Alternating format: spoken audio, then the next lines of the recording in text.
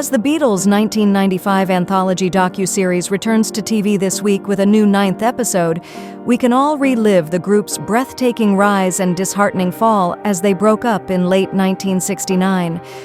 While several of the band members worked together in their solo years, David Bowie even claimed he, John Lennon and Paul McCartney discussed forming a group.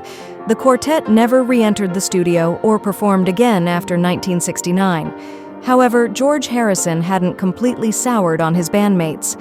As he revealed in a 1974 interview, he was open to forming a new band with one of them. The Beatles' breakup came at an unfortunate time for Harrison. After years of being stifled by the Lennon-McCartney songwriting partnership, he was flourishing as a writer.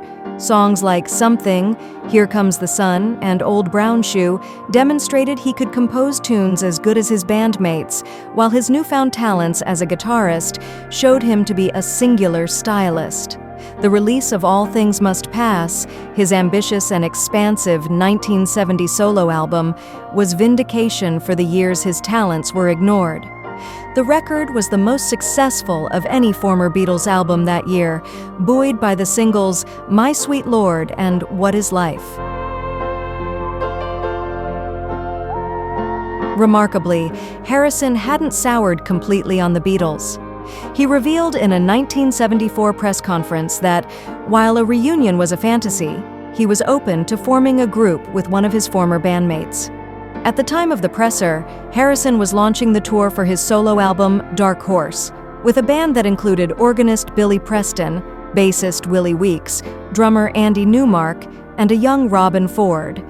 "It's all a fantasy, the idea of putting the Beatles back together again," he said, as recounted in the book George Harrison on George Harrison, Interviews and Encounters. "If we ever do that, the reason will be that we are all broke. I'd rather have Willie Weeks on bass than Paul McCartney. That's the truth, with all respect to Paul." "Paul is a fine bass player," he admitted, "but he's a bit overpowering at times." Elsewhere in the press conference, Harrison expressed fondness for drummer Ringo Starr, calling him a drummer with the best backbeat I've ever heard. But in the end, it was Lennon whom he held in the highest regard. "John's gone through all of his scene, but he's like me, he's come back around," Harrison said. "To tell the truth, I'd join a band with John Lennon any day, but I couldn't join a band with Paul McCartney. But it's nothing personal. It's from a musical point of view."